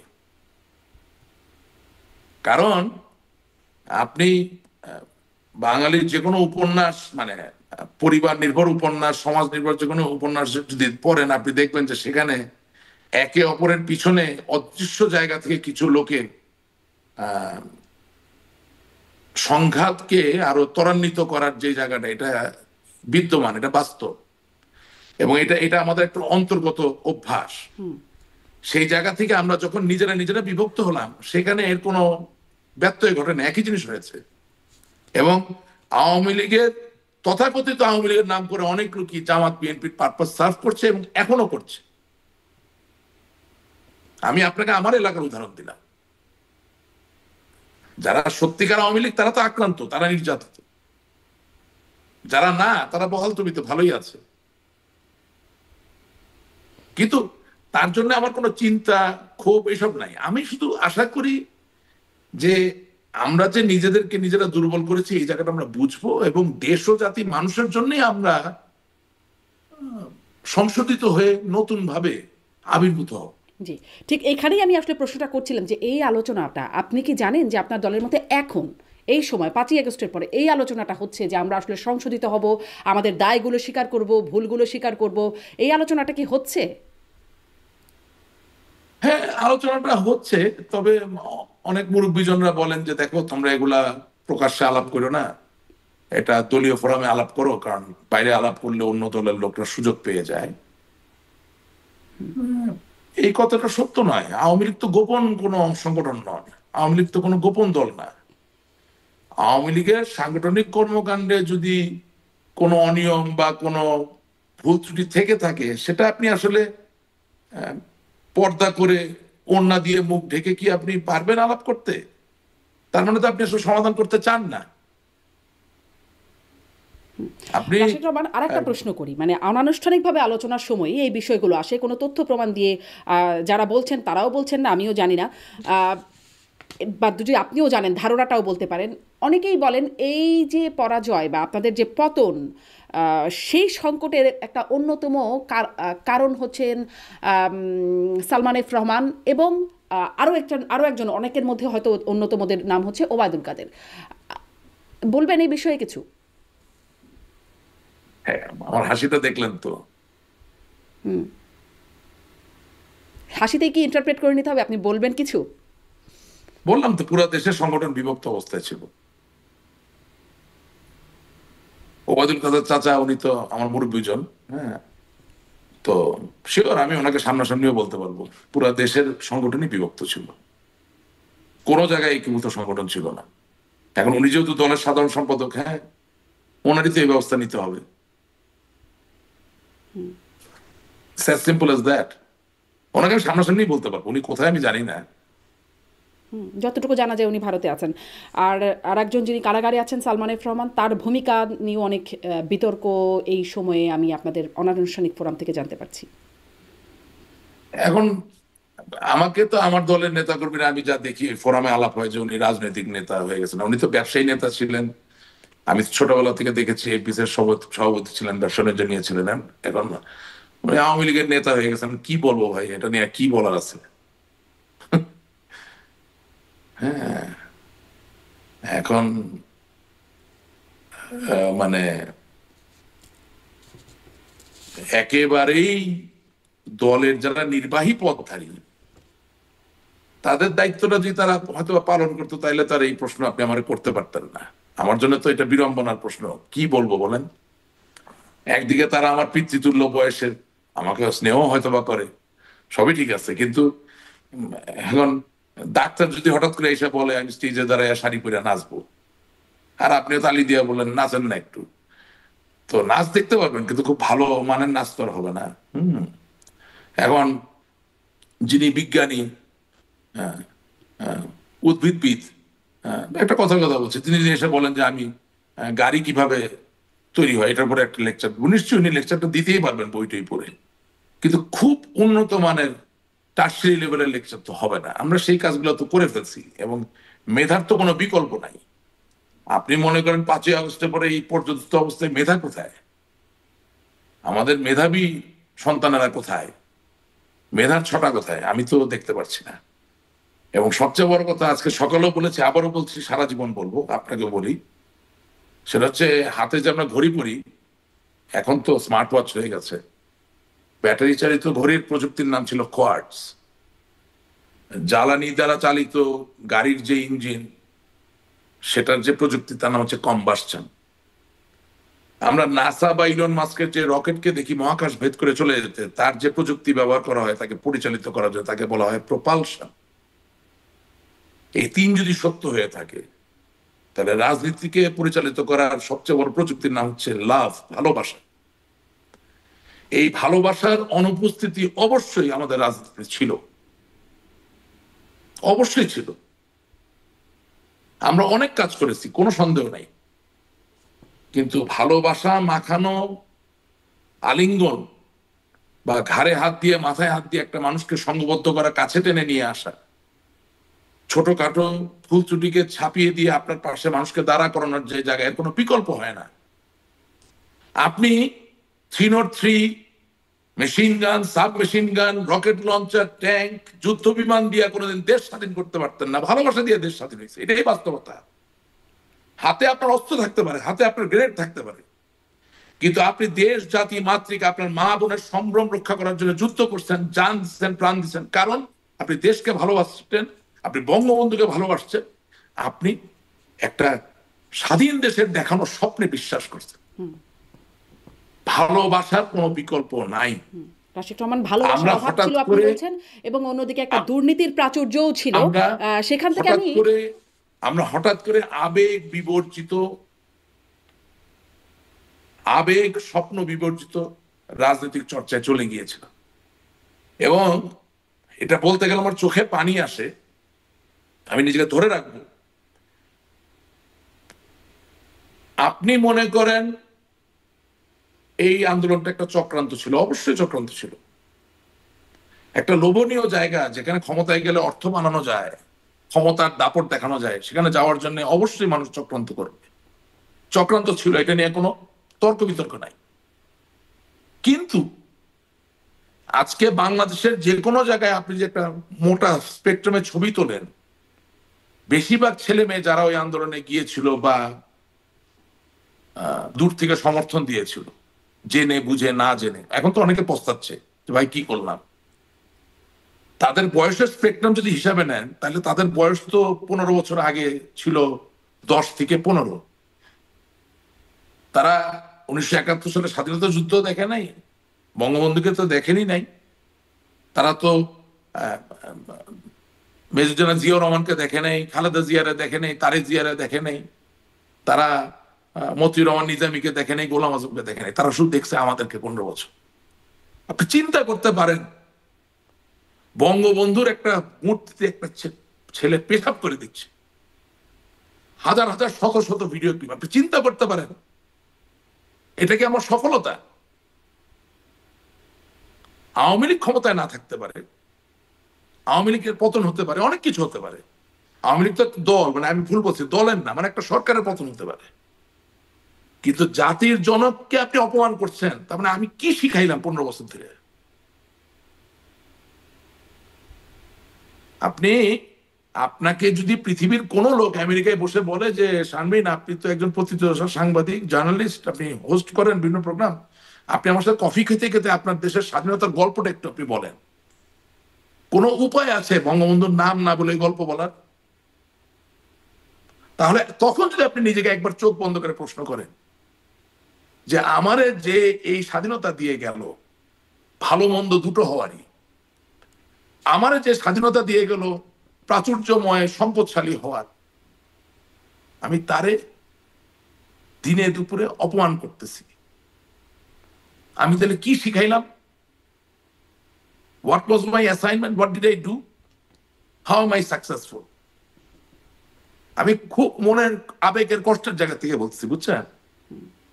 অনেক কিছু মনে হয় যে খুব দামি দামি শার্ট প্যান্ট পরে আছি, মানুষের মনের কথা আমরা শুনি, জানি।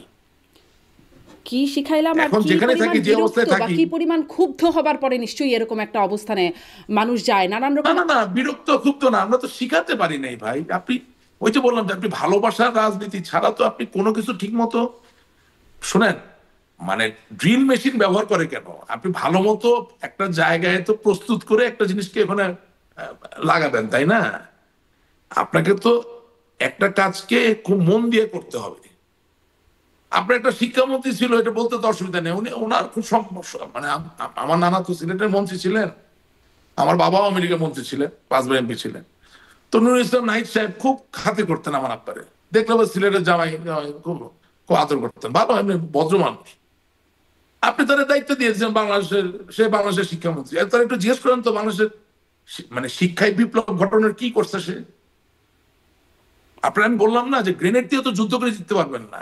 প্রচন্ড বরং প্রশ্ন, যদি মানুষের ভালোবাসা না থাকে, কমিটমেন্ট না থাকে, যদি মানুষকে এম্পাওয়ার না করা যায়, আপনি তারা যতই অস্ত্র দেন আপনি কিন্তু জিতবেন না, ঠিক আছে? তো আপনি তো প্রতিনিয়ত দারিদ্র্যের সাথে যুদ্ধ করছেন, আপনি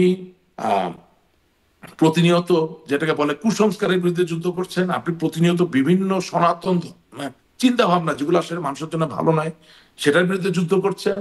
শুধু তাই না, 1971 সালে যাদেরকে আপনি হারিয়ে পরাজিত করে জয়ী দেশ, জয়ী বাংলাদেশ আবির্ভূত হয়েছেন, সেই লুকিয়ে থাকা শত্রুগুলোর বিরুদ্ধেও যুদ্ধ করছেন। সেই যুদ্ধের সবচেয়ে বড় হাতিয়ারটা ছিল শিক্ষা।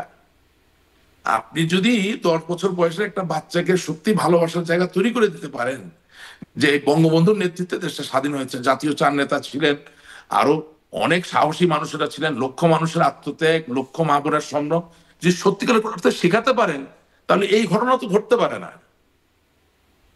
আর তার থেকেও মারাত্মক কথা আপনাকে একটা বলতে চাই, যে এত বড় চক্রান্ত হয়েছে। আমি বলছি চক্রান্ত নিয়ে কোনো ডিবেট নেই, নিশ্চয়ই চক্রান্ত ছিল, আছে, থাকবে। কিন্তু তাইলে আমার গোয়েন্দা সংস্থা, ওনার কাজ কি ছিল?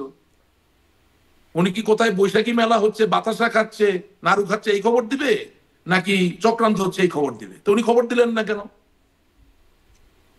তাইলে আমার গোয়েন্দা সংস্থার দায়িত্বে কারা ছিলেন, এই প্রশ্ন করতে হবে। 1, 2 নাম্বার, বঙ্গবন্ধু শেখ মুজিবুর রহমান একেবারেই আগরতলা ষড়যন্ত্র মামলার সময় থেকে প্রমাণ করে দিয়েছেন বাঙালির কাছে যে একটা রাজনৈতিক দল সত্যিকার অর্থে যদি সক্ষম অবস্থায় থাকে তাহলে কোনো অংশে সে কোনো গোয়েন্দা সংস্থার থেকে কম না। সে বাংলাদেশের যে কোনো জায়গায় ঘটে যাওয়া যে কোনো ঘটনা সম্বন্ধে জানবে এবং ব্যবস্থা নিতে পারবে।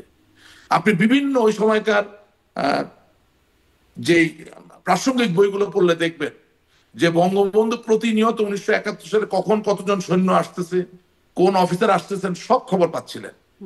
সেটা তার পাকিস্তান সেনাবাহিনীর গোয়েন্দা সংস্থা দিচ্ছিল না, বা পাকিস্তান পুলিশ বাহিনীর গোয়েন্দা সংস্থা, সেটা বাংলাদেশের পূর্ব পাকিস্তানের আওয়ামী লীগের নেতা কর্মীরা বিভিন্ন জায়গায় সংঘবদ্ধ অবস্থায়, ঐক্যবদ্ধ অবস্থায়, নিবেদিত অবস্থায় ছিলেন। তারা ছোট ছোট খবর নিয়ে নিয়ে সংঘবদ্ধ ঐক্যবদ্ধ নিবেদিত অবস্থায় না থাকবার কারণে 75-এর মতো ঘটনাও তো ঘটে গেল। তো 5ই আগস্টের সময় এত বড় চক্রান্ত হলো, তাহলে আমার দলের এই যে ইন্টেলিজেন্স, এই যে গোয়েন্দার যে একটা সক্ষমতা, সেটা কি ছিল?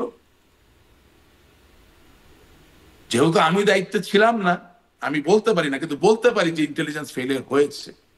তা আমি সব যদি ভালো চালাই তাহলে ফেলিয়ারটা হলো কিভাবে?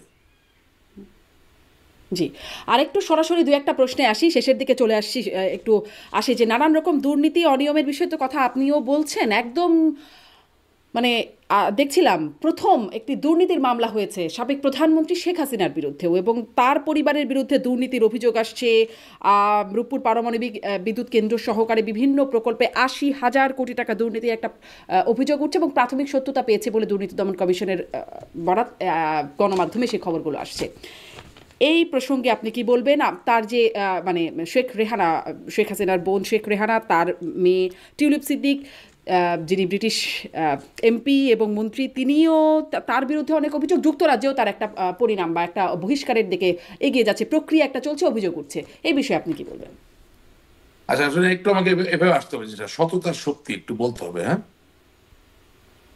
আমার বাবা জনাব এইচ.এন. আশিকুর রহমান বাংলাদেশ আওয়ামী লীগের গত 32 বছর ধরে কোষাধ্যক্ষ, এবং আপনি জানেন যে 1/11-এর সময় বাংলাদেশ আওয়ামী লীগ তথা বাংলাদেশ আওয়ামী লীগের সভানেত্রীকে দলীয় হিসাব নিকাশকে কেন্দ্র করে কোন রকম কোনো মামলা বা অভিযোগ কেউ দিতে পারেন নাই।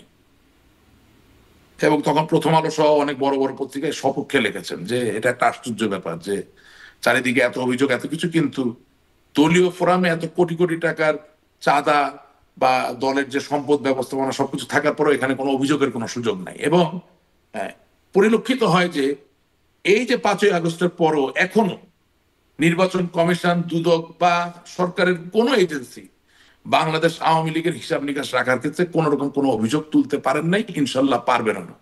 এটা আমি বলছি এই কারণে যে দলের হিসাব যেমন একেবারে পুঙ্খানুপুঙ্খভাবে ঠিক আছে, জননেত্রী শেখ হাসিনার ব্যক্তিগত হিসাবও কিন্তু একেবারেই পুঙ্খানুপুঙ্খভাবে ঠিক আছে। আই এম সারপ্রাইজ যে এত ব্যস্ততার ভিতরে কিভাবে তিনি এটা করেন, but she is very meticulous. তার কোনো ইনকাম ট্যাক্সের রিটার্ন, কোনো জায়গায় কোনো বকেয়া, কোনো বাকি কিচ্ছু নাই, এবং তার কোথায় কি সম্পদের ডিক্লারেশন একদম পরিষ্কার। আমি ওনার কথাটা বলার পরে এখন একটা ভিন্ন পর্যায়ে যেতে চাই। অন্য আর যাদের ব্যাপারে অভিযোগ আসছে তাদের এখন সময় এসেছে জননেত্রী শেখ হাসিনাকে সহযোগিতা করার জন্য। তাদের ব্যক্তিগত সম্পদ, তার কি স্থিতি, কি অবস্থান, এটা ওই সব দেশে ডিক্লারেশন দেওয়ার ব্যবস্থা আছে, সেই ডিক্লারেশন দেওয়া, তাহলেই মানুষের এটা নিয়ে কথা বলতে পারবে না। তাদের উচিত আওয়ামী লীগের সভাপতি বঙ্গবন্ধু কন্যা জননেত্রী শেখ হাসিনা যাতে এই দায়ভার নিতে হয়, ওনারা ওনাদের মতো করে ওনাদের সম্পদের যে ডিক্লারেশন সেগুলো দিয়ে আসবেন, এবং যেই দেশে দিচ্ছেন সেই দেশের এজেন্সিগুলোই এগুলো পরীক্ষা নিরীক্ষা গবেষণা করে বলবেন যে এই ডিক্লারেশন ঠিক আছে কিনা।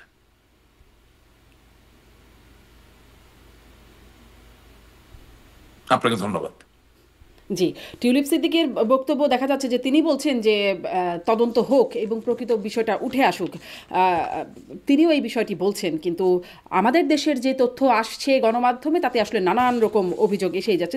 দেখা যাক এই বিষয়গুলো আসলে কোথায় যায় তখন। এখন ভাই আমাদের জন্য তো গর্বের বিষয় ছিল যে একজন বাঙালি জাতির, বাঙালি মেয়ে, বঙ্গবন্ধুর নাতনি, 7 সমুদ্র 13 নদীর ওপারে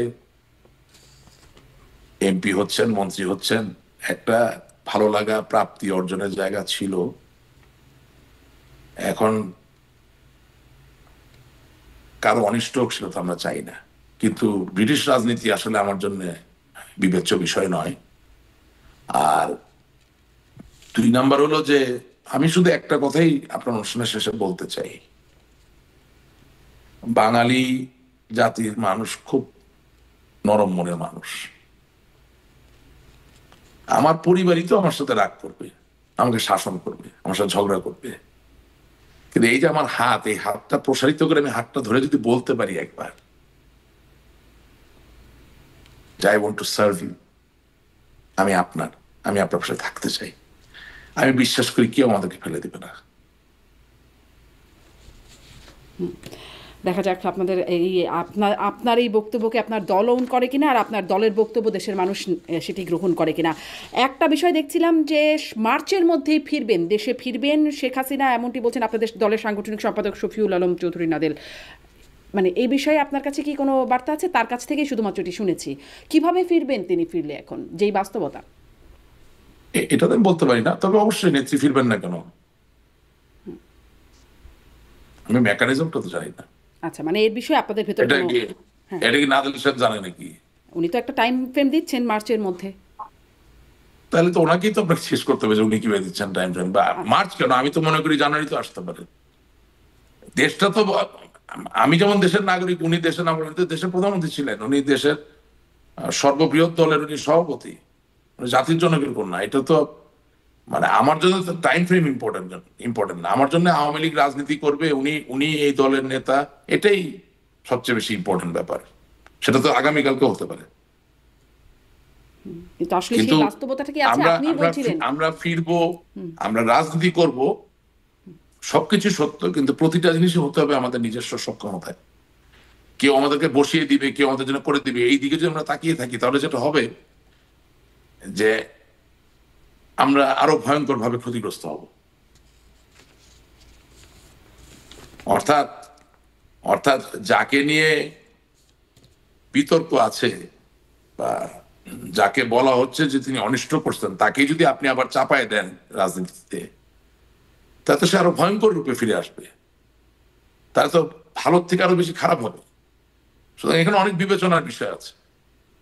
অবশ্যই আমরা ফিরবো, রাজনীতি হবে, জননেত্রী শেখ হাসিনার নেতৃত্ব হবে, কিন্তু সেই রাজনীতি হবে দীর্ঘমেয়াদী, চিরকালে, পারপেচুয়াল। এখন আমি যদি এমন কিছু করি যে আরো তীব্রভাবে আমি হলাম পরবর্তীতে, সেটা খুব একটা বুদ্ধিমানের কাজ হবে বলে মনে হচ্ছে না। জি, দেখা যাক রাশিদ রহমান, মানে এই বিষয়গুলো স্পষ্ট না। তবে একটা জিনিস পরিষ্কার করতে হবে, সেটা হচ্ছে জেন জি এবং মিলেনিয়াল যারা আছেন, তাদের আবেদন করে এরকম নেতা ছাড়া আধুনিক রাজনীতি দ্বারা করানো খুব কঠিন হবে। জেনজিরা খুব অন্যভাবে চিন্তা করে, মিলেনিয়ালরাও একটু অন্যভাবে চিন্তা করে, এবং মনে রাখতে হবে যে কোরআন মানে somebody is knocking at the door, and what is that? যার বয়স গতকালকে 17 ছিল, আজকে তার বয়স 18। সো প্রতিনিয়ত একটা করে কিন্তু নতুন generation is adding up. So আমি as a political force or as a political party, what I am doing or what I'm going to do to conquer the hearts and minds of these people, of these young men and women, সেই প্রশ্নটা if we don't make, under that circumstances, political future would become uncertain. অর্থাৎ আমার চুল পেকে গেছে, আমার দাড়ি পেকে গেছে, but I cannot succumb to it. I have to remain a young person. এবং সেটার জন্য আমাকে নতুন প্রজন্মকে পড়তে হবে, জানতে হবে, বুঝতে হবে।